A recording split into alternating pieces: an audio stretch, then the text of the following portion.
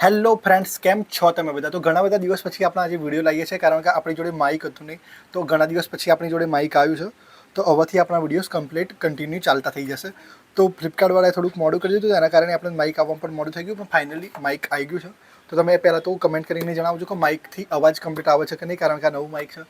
તો સૌથી પહેલાં આપણે વાત કરીએ સ્ટોકહોમ કોન્ફરન્સની. તો આપણે એન્વાયરમેન્ટલ લો જોતા હતા, અને એન્વાયરમેન્ટલ લોની આપણે વાત કરીએ તો આપણે 2 વિડીયોઝ પહેલાંથી બનાવી દીધા હતા. તો એ 2 વિડીયોઝ કયા કયા હતા એ આપણે થોડુંક સમજી લઈએ. તો પહેલો આપણો એક વિડીયો હતો, એમાં આપણે વાત કરી હતી કે પર્યાવરણ શું છે અને એનાથી જે પ્રદૂષણ થાય છે, એટલે કે પર્યાવરણીય પ્રદૂષણ છે, તો એ શું છે, એના કારણો અને એની અસરો. તો આપણે આટલી વસ્તુ સમજ્યા હતા.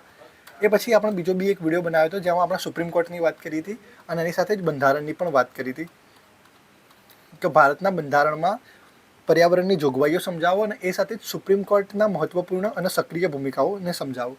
તો આપણે આ 2 વિડીયો બનાવી દીધેલા છે, તો તમે જઈને જોઈ શકો છો. અત્યારે આપણે વાત કરીશું સ્ટોકહોમ કોન્ફરન્સની. તો જ્યારે આપણે આ કોન્ફરન્સની વાત કરીએ છીએ, તો આ કોન્ફરન્સ આવી હતી 1972માં. જો તમે અહીંયા તારીખ બી જોઈ શકો છો, આપણે દરેક વસ્તુની ઇન્ફોર્મેશન આપી છે કે 5 જૂનથી 16 જૂન 1972. તો આપણે જ્યારે વાત કરીએ કે 1972 પહેલાં વાત કરીએ, તો આપણું જો પહેલું અને બીજું વિશ્વયુદ્ધ ખતમ થઈ ગયું હતું. હવે આ જેમ જ વિશ્વયુદ્ધ ખતમ થયા ને, એ પછી દુનિયાને ખબર પડી કે ભાઈ કંઈક કાંડ થઈ ગયો. કારણ કે શું થયું કે ભાઈ એક તો દરિયાઓ ખરાબ થઈ ગયા હતા, પછી ભૂમિ પ્રદૂષણ વધી રહ્યું હતું, અને ન્યુક્લિયર બોમ્બનો તો ઉપયોગ કર્યો. તો એટલે એ કારણે શું કહેવાય કે ઘણી બધી એની અસરો હતી, એ બધી પાછળ ચાલીને દેખાવા લાગી. ત્યારે ખબર પડી કે ભાઈ હવે પર્યાવરણ માટે પણ કંઈક કરવું જોઈએ. બીજા બધા તમે કાયદાઓની વાત કરો, ક્રિમિનલ, સિવિલ, તો એ બધા વર્ષો પહેલાં આવી ગયા હતા. પણ જ્યારે શું કર્યું કે ભાઈ પર્યાવરણની જરૂર લાગી, જ્યારે ખબર પડી કે ભાઈ હવે પર્યાવરણને આવી નુકસાનીથી બચાવવું જોઈએ, તો ત્યારે એક કોન્ફરન્સ મળી, એ હતી સ્ટોકહોમ કોન્ફરન્સ. આ કોન્ફરન્સ એક ઐતિહાસિક શરૂઆત હતી. કેમ? કારણ કે આ જે કોન્ફરન્સ હતી એનાથી જ પર્યાવરણની શરૂઆત થઈ. 1970ની વાત કરીએ તો અહીંયા શું થયું કે ભાઈ જે ઉદ્યોગીકરણ હતું એનું ખૂબ જ ઝડપી વિકાસ થવા લાગ્યું. કારખાનાઓ, પ્રદૂષણ, જંગલોનો નાશ થયો. એની સાથે જ જે નદીઓનું પ્રદૂષણ છે એ વધતું જોયું. તો આ બધું વધી રહ્યું. તો લોકોનું શું થયું કે ભાઈ લોકો વિકાસ તો જોઈ રહ્યા હતા, પણ એના સાથે સાથે જ કુદરતને પણ શું થતું હતું કે થોડીક નુકસાની થતી હતી. તો એક સવાલ આવ્યો આપણા મનમાં કે ભાઈ શું વિકાસ અને પર્યાવરણ બંનેને સાથે રાખી શકાય? એટલે કે વિકાસ તો કરવાનો જ છે, ના નહીં, પણ એની સાથે આપણે પર્યાવરણને પણ સાચવવું પડશે. જો વિકાસ થઈ ગયો બહુ બધો, પણ પર્યાવરણને ના બચ્યું, તો એ વિકાસનો વાસ્તવિક કંઈ ફાયદો જ નહીં દેખાય. તો એનો જવાબ શોધવા માટે દરેક વિશ્વના દેશો હતા, એ બધા એક સાથે મળ્યા. હવે આપણે વાત કરીએ કોન્ફરન્સની. આપણે એવી વસ્તુ વાત કરીએ કે જે આપણે એક્ઝામમાં અલગ અલગ પોઈન્ટ બનાવીને લખી શકે, તો એ રીતે જ અહીંયા લખવામાં પણ આવેલું છે. તો વાત કરીએ કે ક્યારે આ કોન્ફરન્સ છે એ મળી હતી અને ક્યાં મળી હતી, દરેક વસ્તુ સમજવાની કોશિશ કરીએ. તો સૌથી પહેલાં વાત કરીએ તો United Nations conference on the human environment, એટલે કે UNCHE કહેવામાં આવે છે આને, કે સંયુક્ત રાષ્ટ્ર માનવ પર્યાવરણ સંમેલન. તો આ મહાસંમેલન યોજાયું હતું 5 જૂનથી લઈ 16 જૂન 1972 સુધી. હવે 5 જૂનને યાદ કરો તો તમને ખબર પડશે કે વર્લ્ડ એન્વાયરમેન્ટલ ડે પણ 5 જૂનના દિવસે જ છે. જોઈ લો અહીંયા, વર્લ્ડ એન્વાયરમેન્ટલ ડે એટલે કે વિશ્વ પર્યાવરણ દિવસ પણ 5 જૂને છે. તો એ પરથી આપણે આસાનીથી યાદ રહી જાય, કારણ કે આ જે દિવસ સંમેલન બન્યું હતું એ જ દિવસથી વિશ્વ પર્યાવરણ દિવસ ઉજવવામાં આવ્યો હતો. કારણ કે પર્યાવરણને લગતું આ પહેલું સંમેલન બન્યું હતું વિશ્વમાં. તો 5 જૂનથી 16 જૂન 1972 સુધી આ સંમેલન ચાલ્યું હતું. ક્યાં થયું હતું? તો સ્ટોકહોમમાં. હવે સ્ટોકહોમ છે એ રાજધાની છે અને સ્વીડન દેશ છે. તો સ્વીડન દેશની રાજધાની સ્ટોકહોમમાં આપણે આ કોન્ફરન્સ કરવામાં આવ્યું હતું. અને આ જે કોન્ફરન્સ હતી એની થીમ શું હતી? તો એની થીમ હતી ઓનલી વન અર્થ, એટલે કે એક જ વિશ્વ એની થીમ હતી. હવે આ જે કોન્ફરન્સ છે એમાં કેટલા દેશોએ ભાગ લીધો હતો? તો આમ જોવા જઈએ તો 113 જેટલા દેશોએ ભાગ લીધો હતો, અને એની સાથે 400 જેટલા સરકારી પ્રતિનિધિઓ પણ આવ્યા હતા, અને ઘણા બધા NGOs એટલે કે નોન ગવર્મેન્ટલ ઓર્ગેનાઇઝેશન પણ હાજર હતા. અને વિશ્વના એટલા બધા દેશો હાજર હતા, અને બધાએ પર્યાવરણના મુદ્દા સાથે એક સાથે જ ચર્ચા કરવા માટે મળ્યા હતા. હવે વાત કરીએ કે અહીંયા પ્રતિનિધિઓ કોણ હતા મહત્વના. આપણે ભારતની વાત કરીએ તો આ તો મહત્વનું યાદ રાખજો કે ઇન્દિરા ગાંધી હતા. અને જે આ સંમેલન પત્યું એ પછી શું થયું કે જે કાયદાઓ બન્યા ભારતમાં, એ કાયદાઓ પર્યાવરણ ઉપર પણ બનવા લાગ્યા. આપણે જ્યારે 42માં બંધારણીય સુધારાની વાત કરીએ છીએ, તો એમાં ઘણી બધી વસ્તુ એડ કરવામાં આવીને ઇન્દિરા ગાંધીએ શું કર્યું કે એમાં એની સાથે સાથે જ પર્યાવરણને પણ એડ કરવામાં આવ્યું. હવે શું એડ કર્યું હતું એ બધું તમારે સમજવું હોય તો તમારે આની પહેલાં જે એક વિડીયો બનાવ્યો હતો એ વિડીયો તમારે જોવો જોઈએ. તો એમાં આપણે 42ના જે બંધારણીય સુધારો છે એની પણ વાત કરી હતી. હવે કોણ કોણ હતું? તો ઇન્દિરા ગાંધી હતી, ભારતના વડાપ્રધાન. એમને એક મહત્વની વસ્તુ કીધી હતી, આ તમારે યાદ રાખવાની જરૂર છે. એ કીધું હતું કે ગરીબી સૌથી મોટું પ્રદૂષણ છે, poverty is the greatest pollution. એ સિવાય આ પાલ્મ હતા જે સ્વીડનના વડાપ્રધાન હતા, અને આ મર્ક્યુરી સ્ટ્રોંગ હતા જેમને આ કોન્ફરન્સનો જે મુખ્ય આયોજક હતા. હવે એ ચર્ચાઓ શું થઈ એ મહત્ત્વની વસ્તુ છે. તો વિકાસ અને પર્યાવરણની ચર્ચાઓ મહત્ત્વની થઈ હતી. જે વિકસિત દેશો હતા એટલે કે અમેરિકા, બ્રિટન, ફ્રાન્સ, રશિયા, તો આવા દેશો શું કહેતા હતા કે પર્યાવરણને બચાવવું જરૂરી છે. પણ જે આપણા જેવા દેશો હતા કે જે નવા નવા આઝાદ થયા હતા, જેમણે નવા નવું ચાલવાનું સ્ટાર્ટ કર્યું હતું, એટલે એવા દેશોનો કહેવાય છે વિકાસશીલ દેશો, એટલે કે જે ભારત જેવા દેશો હતા. તો એ દેશો એમ કહેતા હતા કે પહેલાં અમને વિકાસ તો જોવા દો, એટલે અમે પહેલાં વિકાસ જોઈએ, પછી તો અમે પર્યાવરણ વિશે કંઈક વિચારીશું. પહેલાં અમને વિકાસ જોવા દો, અમને ગરીબી દૂર કરવા દો, એ પછી અમે પર્યાવરણ વિશે વિચારીએ.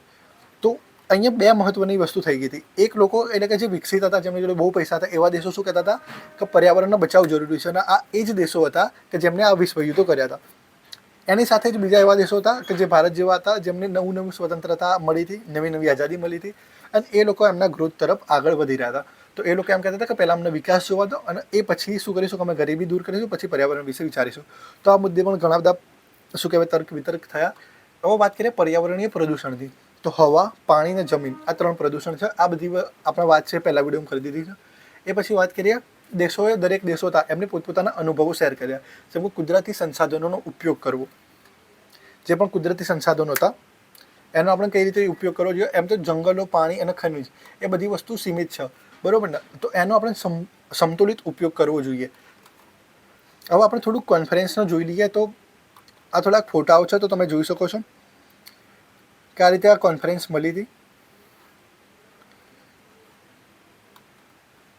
આપણે થોડુંક ઝૂમ બી કરી લઈએ તો તમને કમ્પ્લીટ દેખાય. તો તમે તમારા ગૂગલમાં પણ સર્ચ કરીને જોઈ શકો છો. જો આપણે ઇન્દિરા ગાંધી પણ હતા.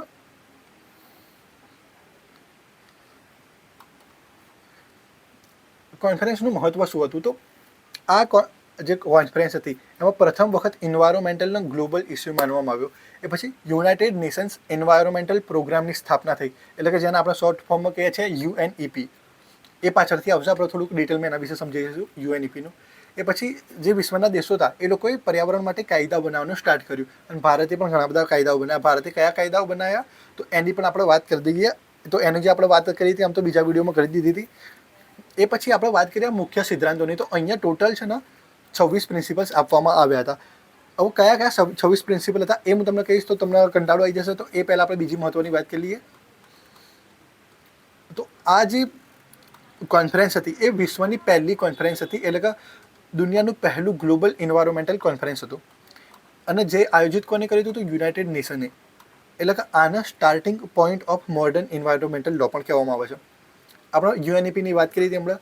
તો UNEPએ શું કર્યું હતું કે જો UNEPની સ્થાપના થઈ આ કોન્ફરન્સ પછી, એટલે કે યુનાઇટેડ નેશન્સ એન્વાયરોમેન્ટલ પ્રોગ્રામની, એનું જે હેડક્વાર્ટર છે એ નાયરોબી, કેન્યામાં હતું. હવે તમે મની હાઇટ્સ નામની એક સિરીઝ જોઈ હોય તો તમને આ બધા દેશોના નામ જલ્દી યાદ રહી જશે. તો આ જે UNEP છે એ આજે વિશ્વભરમાં એન્વાયરોમેન્ટલ રિલેટેડ પોલિસીસ બનાવે છે. ભારત ઉપર શું પ્રભાવ પડ્યો તો આનું આપણે જે ચર્ચા હતી બીજા વિડીયોમાં કરી દીધી હતી, પણ ફરીથી આપણે જણાવી દઈએ. તો જો સ્ટોકહોમ કોન્ફરન્સ હતું એમાં ઘણા બધા શું કહેવાય કે મોટા પરિવર્તનો આવ્યા ભારતમાં. આ કોન્ફરન્સ એ પછી ભારતના કાયદાઓ ઘણા બધા બનાવવામાં આવ્યા. એક તો બનાવવામાં આવ્યું water prevention and control of pollution act 1974. એ પછી બનાવવામાં આવ્યું air prevention and control of pollution act 1981. એ પછી એન્વાયરોમેન્ટલ પ્રોટેક્શન એક્ટ 1966. તો એટલે જ કે ભાઈ ભારતમાં પણ જે સ્ટોકહોમ કોન્ફરન્સ હતો એનો મોટો અસર થઈ ભારતના કાયદાઓમાં. હવે આપણે 26 જે સિદ્ધાંતો છે એની વાત કરીએ તો આપણે એક્ઝામમાં બધા સિદ્ધાંતો લખવાના નથી, પણ હું એકવાર ખાલી બોલી દઉં તો તમને જેટલા આપણે યાદ રહે તમે 5 કે 6 જેટલા એક્ઝામમાં લખી શકો એટલા. તો એક છે કે આપણું માનવ અધિકાર અને પર્યાવરણ, એટલે કે દરેક માનવનો સ્વચ્છ અને સારું પર્યાવરણમાં જીવવાનો અધિકાર છે. પછી જે કુદરતી સંસાધનો છે એનું રક્ષણ કરવું, એટલે કે જંગલો, પ્રાણીઓ અને પાણી એ બધાનું.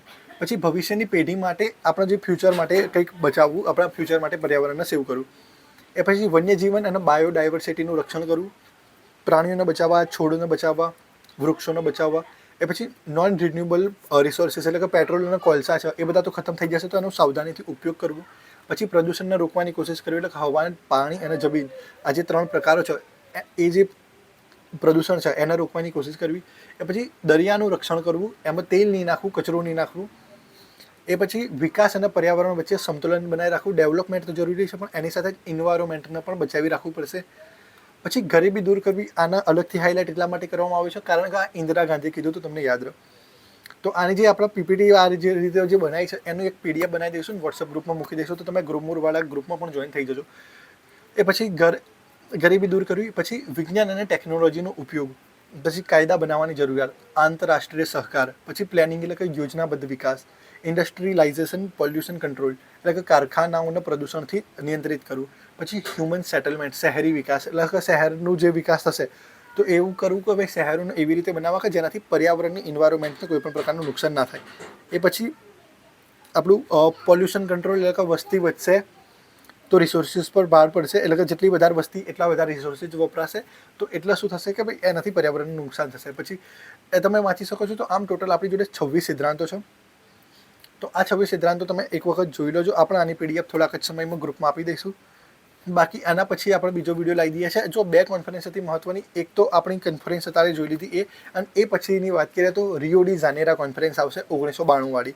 તો આ 2 કોન્ફરન્સ મોસ્ટ ટાઈમ્પિક ક્વેશ્ચન છે, બંનેમાંથી કોઈ એક તો પૂછાઈ શકે છે. અને અત્યારે આપણે જે કરી એટલે કે સ્ટોકહોમ કોન્ફરન્સ એ તો 100% પૂછાઈ શકે છે.